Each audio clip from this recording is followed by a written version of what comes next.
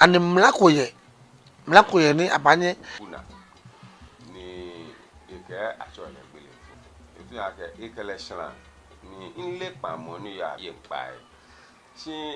e bala ke si ka ya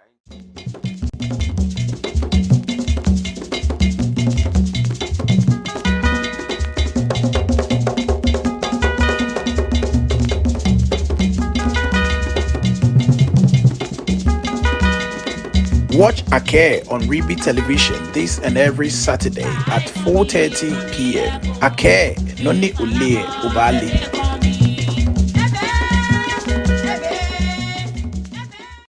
Jalaslamo party.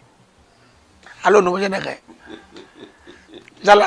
Jalaslamo party. Ai na nu ne jenna. Saka Wulormo na kabia mi oyin. Chega ni kwa mi ye de ke platform ne no lo ifoni ne mi pa ni fa baba o wo game wo belu ko na dola adichani noni wo yoji science ramu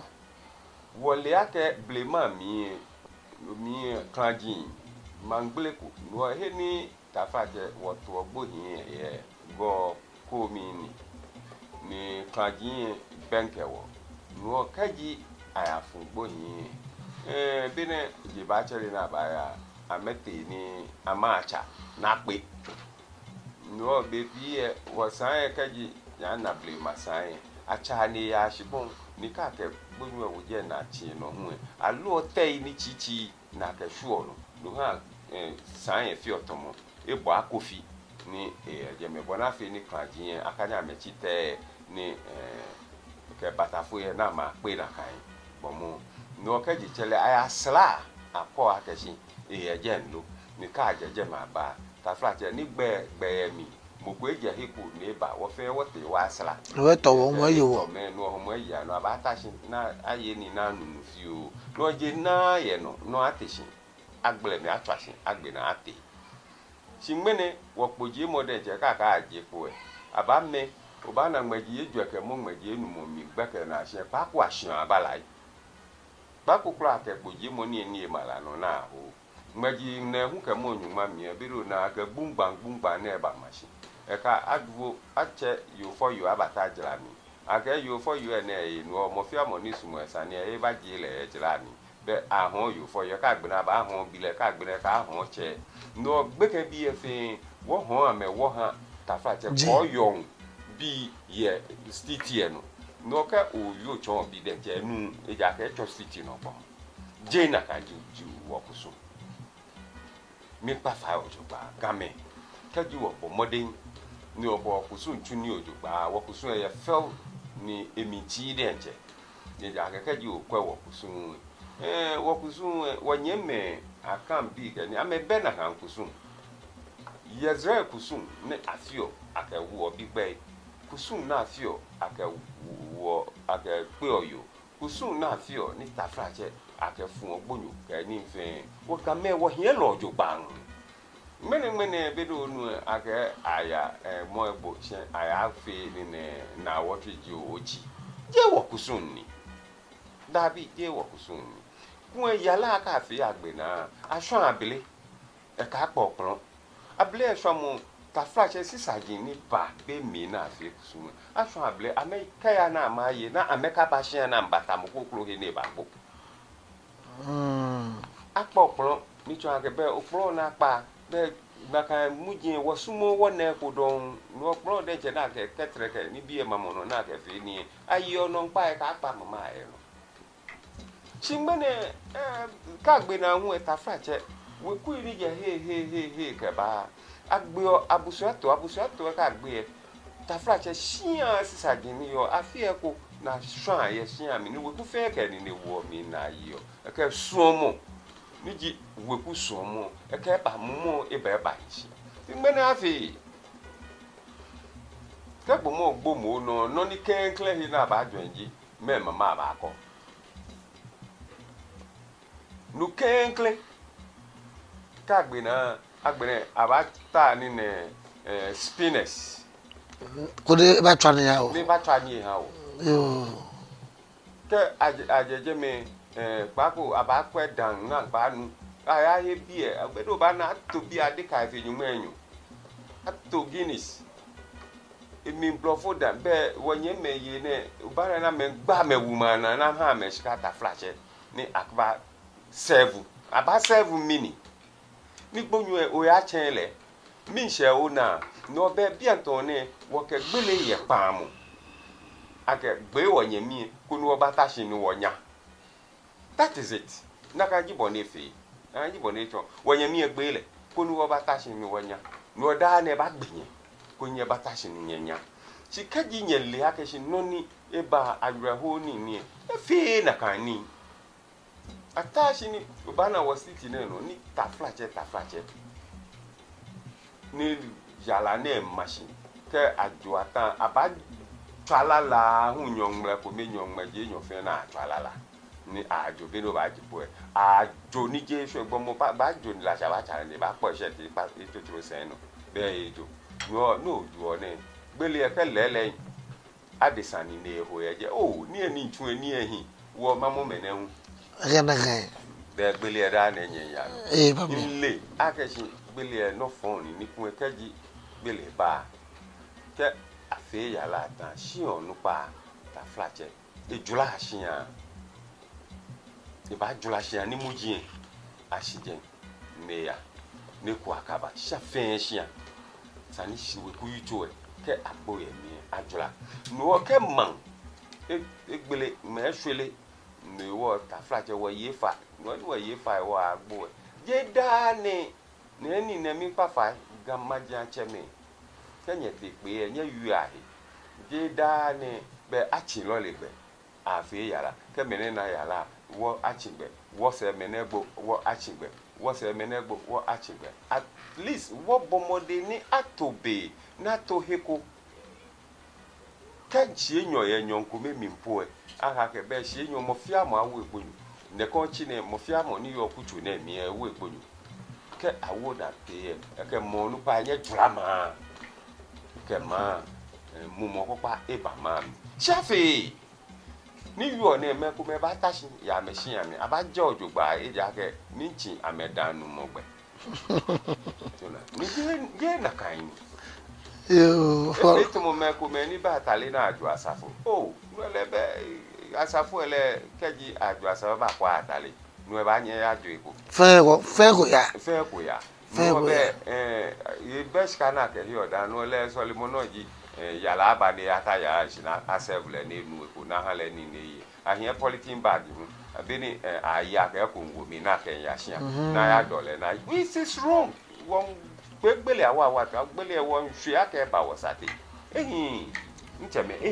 je ni papani ni fun ni je ni papani ni fun ko kwe male mi ike ko tashi tete po ni mo ko gboyo o ma se echo bo ya fa ni ho no ya juohe no ya jo atale no wo na hangbele ke afa mi ya fo fe he no ka kawo male ke wo na kai no te balete ni mene agbene gbomo ne gbo edenche wokle ba to no wo le ke wokle hu ya hama ya be o ka ma so mo chu mi ba chu ya be wo mboli le be wo mfili le gbege bi fe npe gboyo ma ba mi ne ba mi pa fa je ni ta flat ya ni mfe Wulormo ni mi ya ni fun he wo yo si ni fun ehin ha wo mfe ye wo gasate e gba wo na fite wo ni no fatahi ni mene wo ubana hila ne ke ka achamo de je hin chamo wo ubana sade ne ke ka amo na ehin mumu eja ke muji ye wo sade mi panye fa nye ha wo to a wo gbaji anoto kaji gbaji anoto be ma hwele mo be yo wo no be we san shimo saneni bi na ne wo no be ke ile me ne fe shoje la bi ne no wo ejego bi na wo be shi Wulormo keji ojepone ke memle chapote sane o yagbona sane do awu yagbona Wulormo ya man ni fi mo ne ataje na twale meje pa mo dabi no sane do wo Wulormo kula yagbona yo wo afi gbeke ni yoni ni eye mami eye ko chike ye shiami ni shia eko ehe ko Ibanye ya jeme sinopo de jeta mate. Laga. Hale self-play ya hiku. Yo, be wonu be jina. O no ane o Wulormo e for Chanela. I'm a for party around da no moment. Ni mo lo Dubai. Ni Ya science ram national. Ni ko Wulormo gbolu ko he ko to te fi te no te science lam. Ewo baba no No ni eni po na keje ya nti po ye ko. No ewie. Yo wona go yo mo no mo ha wo Wulormo enihi ni ko be. This sound na feel. Maybe this sound Wulormo feel. No o ta ni ma cho chuku ya na Wulormo e no ni wo. Wulormo e no ni wo feel. Ko na ma fi lu ni. No this sound na me feel. Wulormo ye ni fu. Ni eni ni ta fraje aho. Ukwe ni abawo ye la no ke. Kaji acho ni ye ni no ye na kan ukwe ni oye ko don. No kaji ni e malano ni beku na acho ekwa ukwe ko mi na ho na kwa machine oye. No ni hwe ke anye abaye obanyo yi. Chi no ni machine na ho ne be na wa machine acho ahabo oye ko don.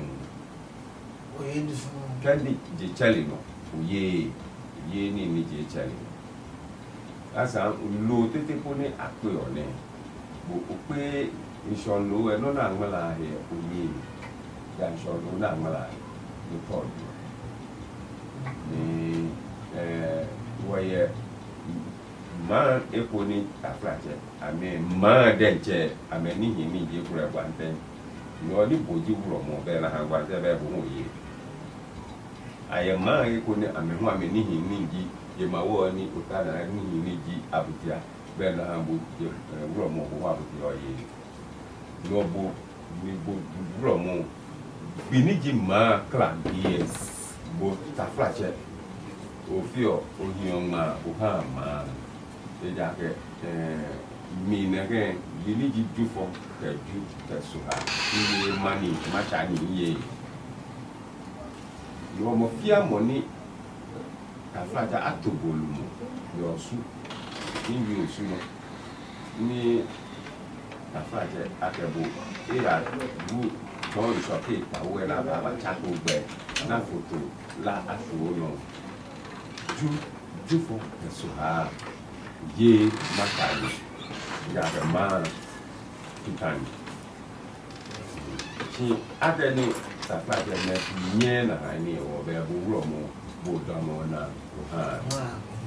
agbene bo Wulormo tomo atema ina na boke glass ni so ye dampu ese ye ma hi ni oni yeli ko tete po esa hari mo pongo ana ke o yeli la vida ke bo obo na kanji wo shi Wulormo bo no ke Wulormo ebe akete bo no aka Wulormo bo dabi aka no oni yeli tete bo isa ni adisa fu ba na kwa ke o yeli yo no la no sino wa no ga Wulormo pleke wa yo ana Wulormo ho spo wo to na de ke bi le kwa ga amaste Wulormo sponsor ni ele ma Wulormo le jisije no le ha sponsor le ha sponsor le ya nga no ya nga le tu si le ha ke ni be mi esa ni shwa ya ngane yo wono mo Wulormo wo ye pleke mo le Wulormo le elitumoni ni fa agba fo akeme na tu si no fiara na ke pleke wo yu le ha yo wono mo jura no ka shin na wo ni oba esuye wo ni no egbele de biana no wo yesare gba mi echi yo ni fe mo ta mo wasa bo ko se ko no e ko aba ka se de echi Wulormo gbele sigbe mota no wa ko so be ko de ko na se gba ke Wulormo si du bi na fi o ko so le papa o bi na dire si o ni oyin eje ko ma no ni do wana aje ko mi aje onu we ha wo ni egbe na ha wo fi e wa ba wo e na go wi mu ko ni won wa fi bi le ko ha wo mo fa na wo na go wi mu yo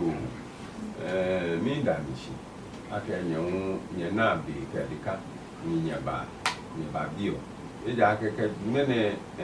ari bele to mo be ma na ba shele la ke je na shele la ka che gbe bi ata ba ta di sa ba ta me ni mene bele la gbe bi ele ja aja be fe ko STP wo ka cha me de chia mi ko me ba si nye ba bio nyong nya ke ya ko la me na ka se mo be na me ka se no ni ma pa ma ja che ke bu ku pai fai ji no ni amelie ame ti ame benke menili na cho ami kuni wo kusumu keji wo ye no pepepe loji no ni baha ale wo loji no ni baha wa no nyahu aya no loji no ni wo gbeye se mo baba wo ni no ni mene wo fo ni wo bi e ko me ko ka fe la ke na fa je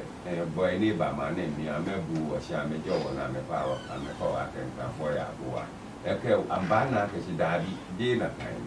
game wo ye so mo twiko ni ka bo ba ni na wo hile ola tu ni heni wo ka o ichoko ba fo wo ka ha gbo wo mo wa ka po lo wo ha shingmene ana na ha ni mo wa ka si be lumo ko wo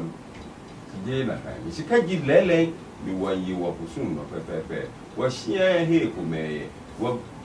kusun fe mo he ko me ka me ko me ni ji bo ya ni ba ya nyen je me gbe yi se mo ko ba ni mene obana ke Wulormo ko sa flash sa ni ko ba ni ta lo ni ya boy ne ni ho ni bi ye lo ni gbe ye ka ni be ka ju bo na ke e mo na mo jibu ni manche po ke ne ba chi bo na ko ho a hu ni ba na ke chi Wulormo no mi pa fa mo ni ji Wulormo a ha ne ya ke Wulormo ji mo ni ji won na ta lo ni watch ni a ha ne la ke watch ji le ka ji abawule ni ye ndeje wo je ma wo ji ye bofu yi lu ha wo no wo hi samu ke lo fi ye no je akashi mo ke wo je ni be igbe ni wo ni ye je wo ye egbe ni wo ni ye sika je Wulormo ni ahe ne la ke je Wulormo ji mo ni ji Wulormo ahe ne la ke ne Wulormo bana he ku me ni sencheme denje ni ji sen ku ma na trawe ka ame wo we ni ye ji na mi isa chimu ibe ni afunya ba bu ijo meji to ko ta ye na ida bi ibere na wo no mo yura do wo no mo yura do me mo le yiri do o cha mi ngbe di Dzamatse Odotei o ka wo gbule ko ni ake baba o ko cha no be ni juna mla mo fe.